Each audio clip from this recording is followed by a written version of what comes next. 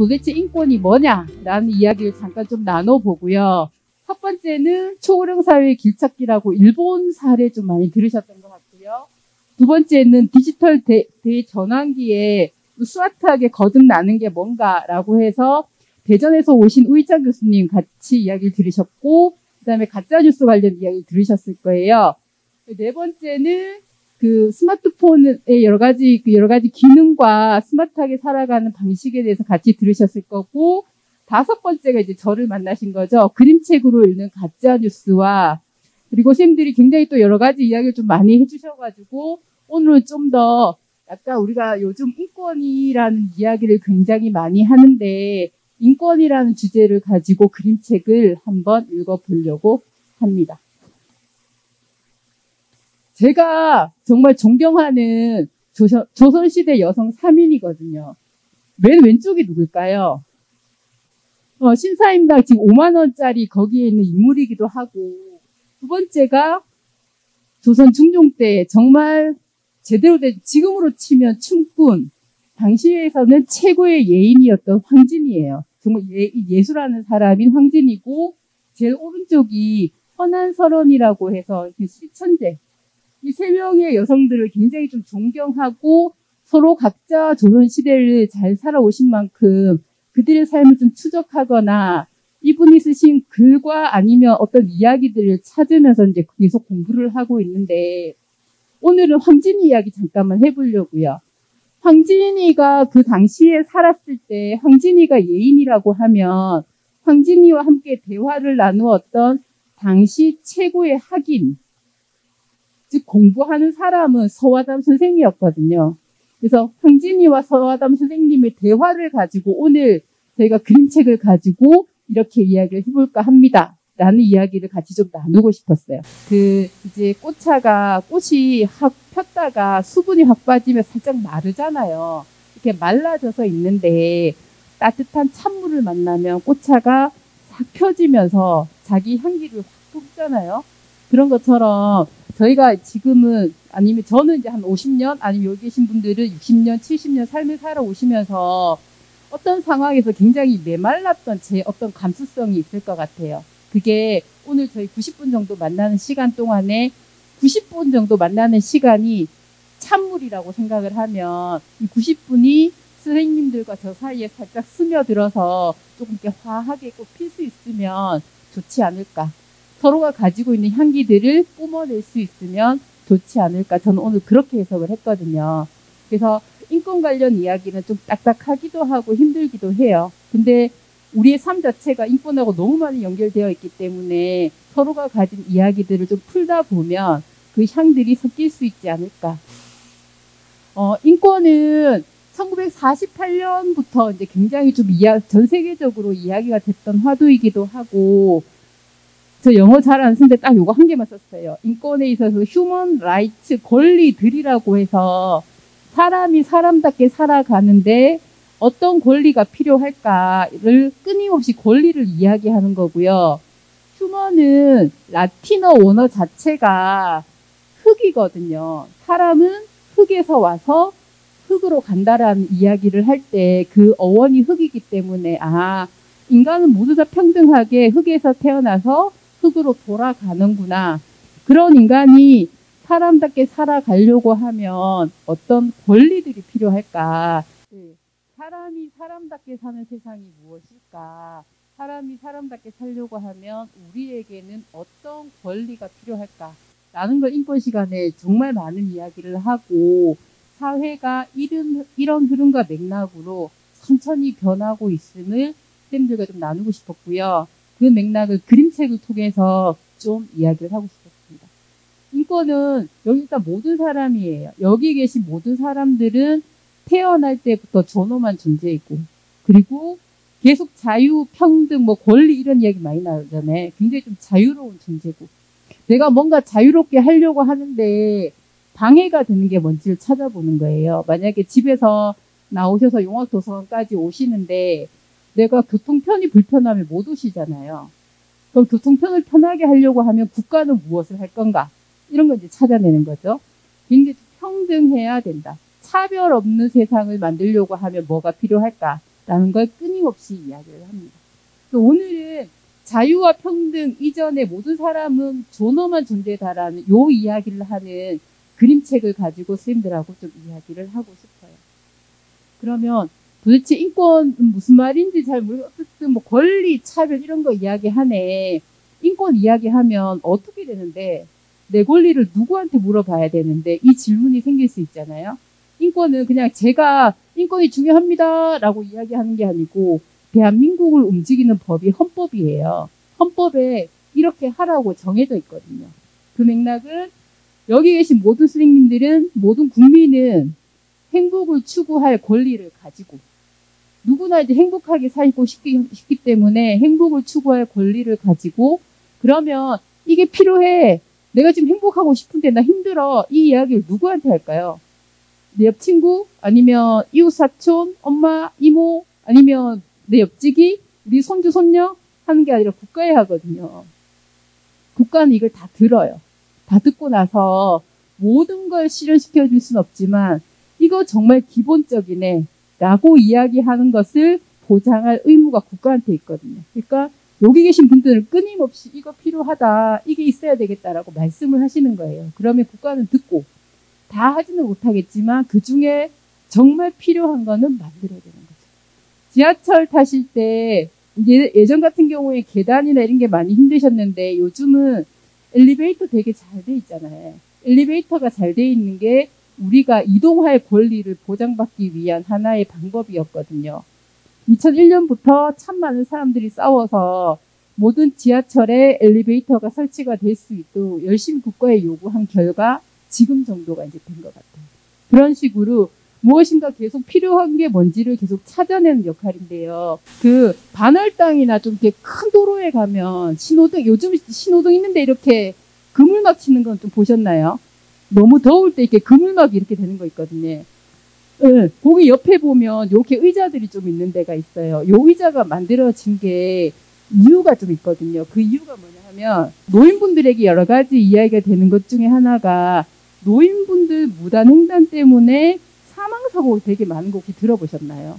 그래서 무단횡단을 하지 마라. 제발 노인분들이요 무단횡단 하지 말라는 이야기가 굉장히 많습니다. 예를 들어서 이런 거죠. 현수막에 보면 할매요 지발 무단횡단 하지 마이소. 하지 마라는 이야기가 있죠. 그 다음에 무단횡단으로 죽으면 억울하다. 무단횡단 하지 마라. 이런 이야기가 있어요. 그리고 무단횡단하는 당신도 가해자가 될 수 있다. 우리에게 국가라고 이야기하는 경찰이 모든 길거리에 이런 현수막을 설치를 하니 무단횡단을 안 할 수도 없고 안 할 수도 없고 근데 계속 무단횡단은 발생을 하는 거예요. 도저히 캠페인으로 문제 해결이 이제 안 되는 거죠. 그래서 한 경찰분이 인권 방식으로 이 문제를 좀 풀어야 되겠다라고 생각을 하신 거예요. 경기도에 있는 파주에 있는 한 파출소였어요. 그분이 질문을 바꿨어요. 뭐뭐 하지 마. 이게 아니고 어르신들 다 만난 거예요. 만나서 무단횡단 하지 마라 하는데 왜 그래 무단횡단 하십니까? 어디가 불편합니까? 물어봤고요. 뭐가 있으면 되겠습니까? 이런 거 이제 질문을 한 거예요. 질문을 한 결과가 이거였거든요. 왜 자꾸 무단횡단 하세요? 위험한데 라고 했더니 뭐라고 이야기하셨을까요? 신호를 못 기다리겠다고. 다리가 너무 아파가지고 신호를 못 기다리겠다고. 그러니까 땅바닥에 주저앉기도 하시고 어떻게 하셨어요? 그 보행기에 앉아있기도 하시고 그러니까 신호가 좀 있으면 저 근처에 버스가 있으면 휙 갔던 그냥 내가 있다고.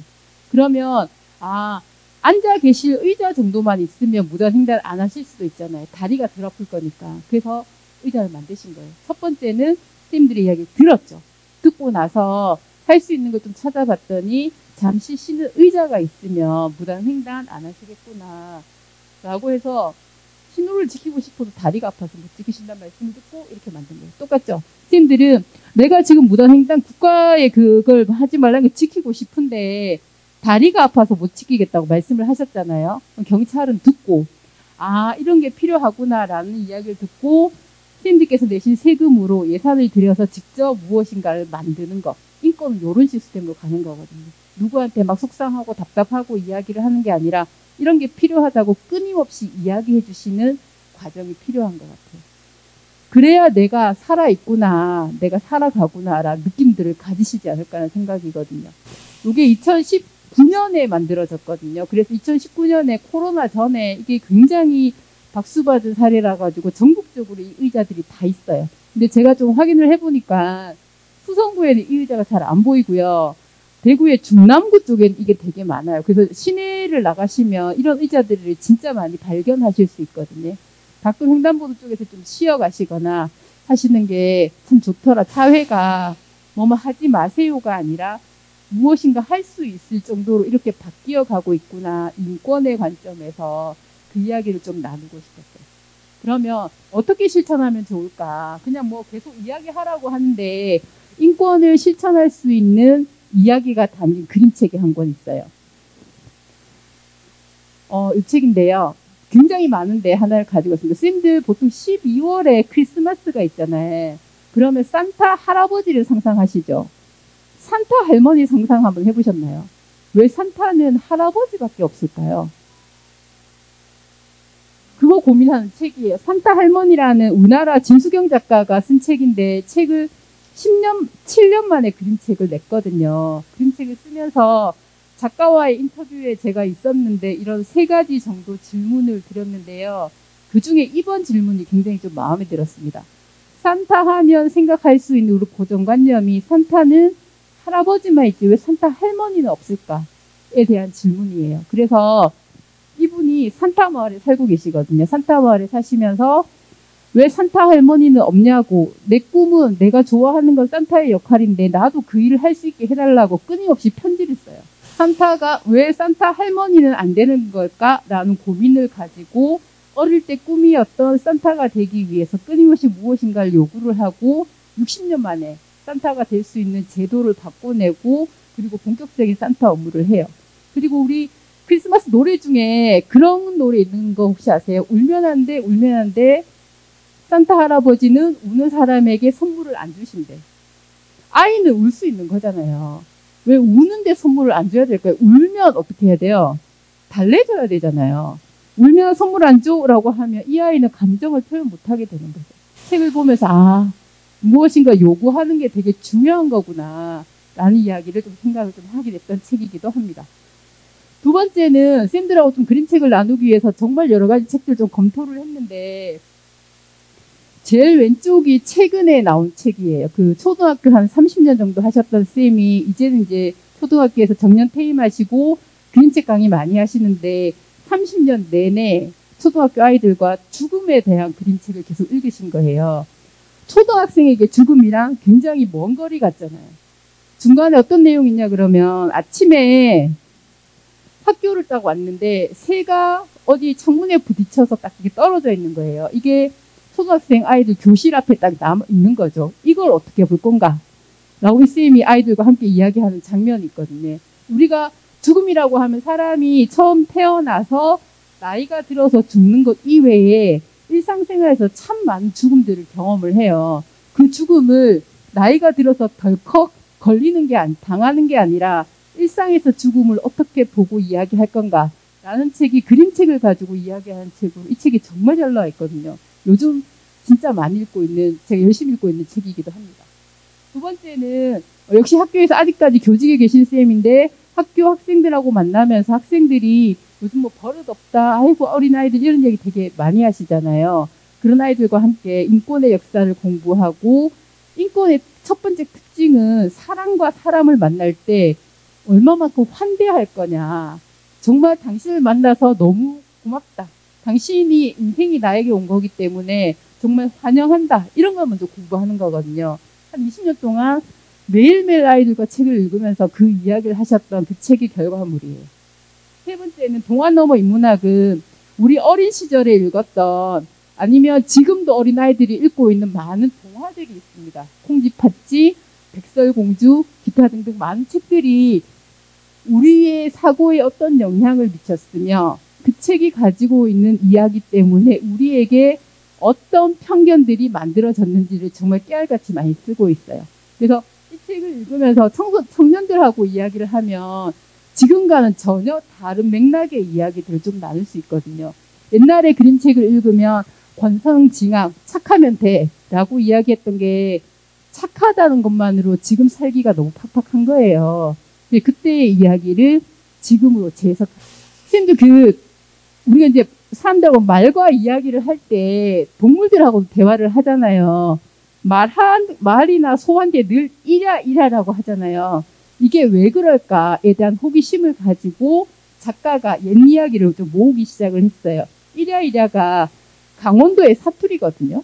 강원도의 사투리인데 전체적인 맥락을 보면 이야기 정말 옛 이야기로 재밌고 함께 읽으시고 손녀분들이나 다른 분들한테 아니면 손자분들이나 아니면 어른이나 아니면 또 다른 사람들한테 이야기해 주시기 굉장히 재밌는 이야기인데 여기는 책 이야기보다 이 이라 책의 다른 맥락들을 한번 보려고요. 보통 저 작가분이 김장성님이라는 작가고요. 제일 밑에 여기에 손글씨체가 하나 나오는데 손글씨체 이름이 나눔 손글씨 야채 장수 백금내체래요. 보통 우리가 이제 글자체 알면 뭐 고딕체 이런 거 알잖아요. 근데 그게 아니고 야채 장수 백금내체. 글자 이름 너무 예쁘지 않아요? 그 글자 이름이 이렇게 쓰였는데 읽어보면 이제 백금내 씨는 1938년생이고 평생을 채소 장사를 하며 살다가 80세에 한글을 배우셨대요. 80세에 한글을 배우시면서 이게 꼬박꼬박 쓰고 계시니까 주변 분들이 글자체 되게 예뻐요 라고 이야기를 했겠죠.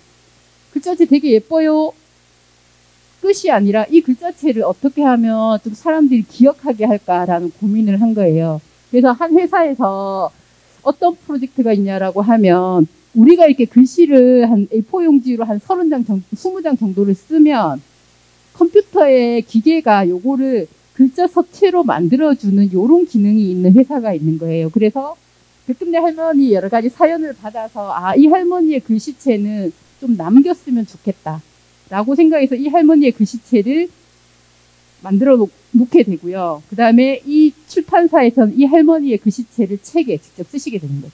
칠곡의 할머니들이 칠곡의 젊은 청춘들과 어르신들과 그 다음에 칠곡군이 함께 하면서 한 10년 정도 무엇인가를 꾸준히 하고 있어요. 10년, 저 1년 차에 이제 칠곡에 들어갔었는데 10년 정도 했더니 정말 재밌는 회상들이 많이 생기는데 올해 칠곡 할머니들 손글씨체가 아까 백금내 할머니 서체처럼 만들어졌어요. 만들어져가지고 누구나 원하면 받으실 수 있거든요. 여기에 지금 권안자가 성함이에요. 권안자체, 추유흘체, 이종희체, 김영분체, 이원순체. 저 같으면 허미옥체 이런 게 이제 있을 수 있다라는 거죠. 이분들이 그래서 이분들의 글자가 우리가 이제 무료로 쓸 수 있도록 개발이 되어 있거든요. 여기에 추유을 할머니가 언론사랑 인터뷰를 하면서 이런 이야기를 하신 거예요. 추 할머니가 너무 좋아가지고 달성 칠곡군에 농산물을 내가 막 농사 지은 걸 막 가지고 오셔가지고 내가 죽더라도 글꼴을 통해 나를 잊지 않고 영원히 기억해줬으면 한다고. 내가 살아온 한 70년, 80년의 역사가 어느 날 갑자기 먼지처럼 사라지는 게 아니라 끊임없이 남아서 사람들한테 이야기되면 그것도 글씨로 얼마나 좋을까. 그런데 칠곡군은 여기에서 무엇인가 하나를 더합니다. 칠곡군수는 이 5명 할머니들의 서체를 가지고 명함을 5종류를 만들어요. 오늘은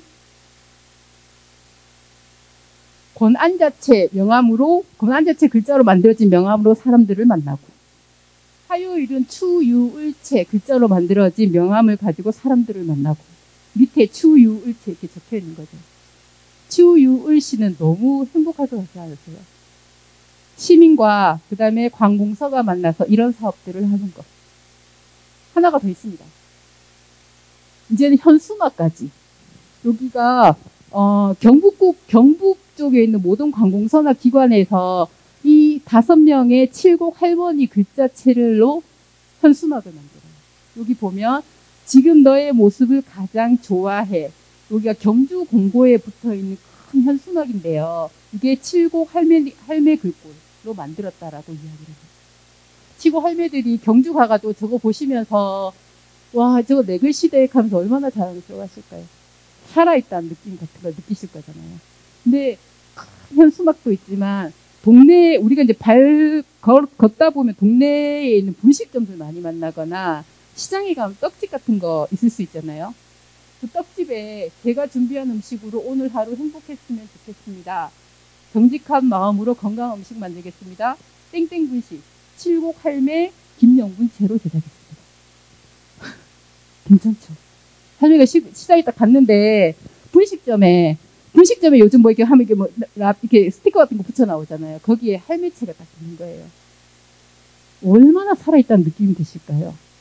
이게 이제 존중받는 느낌이라는 거거든요. 글자 하나로 이렇게 만들 수 있고, 그림책 이제 출판사들이 할머니 서체를 활용을 해서 이렇게 그림책에 글자들을 만들고 있구나. 이렇게 서로 같이 어우러져서 살고 있구나라는 걸 그림책 하나를 통해서 좀 이야기를 해보고 싶었어요. 책 괜찮아요? 그리고 칠곡군 되게 부러우시죠? 그래서 여기 이제 한자서 띄우기 요것도 저 칠곡 할매체로 좀 만들면 할매들이 이쪽에 오셔가지고 얼마나 뿌듯하실까 뭐 이런 생각도 한번 해보게 됐습니다. 자기 이름이 기억되는 게 좀 남다른 느낌이더라고요. 두 번째는 72세의 미국 할머니의 한 이야기예요. 미국 할머니의 모태는 작가가 미국 작가고요. 요 원래 그 실존 인물이 있어요. 실존 인물이 80세에 있는 프랑스 할머니의 이야기거든요. 프랑스 할머니는 80세부터 그림을 그리기 시작하셔서 103세까지 그림을 그리시고, 그때 이제 저 딴 세상으로 가셨는데, 그 할머니의 이야기를 모태로 미국 작가들이 쓴 거예요.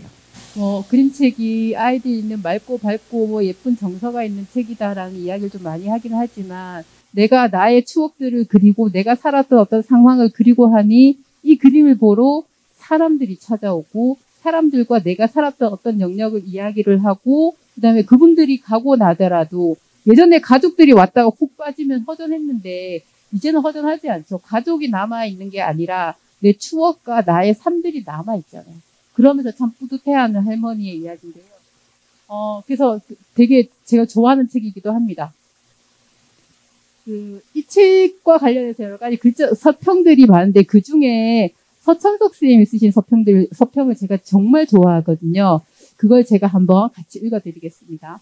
엠마가 원하는 건 동정이 아니었죠. 아까 가족들은 아이고 할매 너무 늙었네, 할머니 너무 늙으셨고 아이고 불쌍해라 이런 느낌을 이야기를 했는데, 엠마가 원하는 건 동정이 아니고 엠마가 원하는 건 내가 70이든 80이든 살아있다라는 느낌.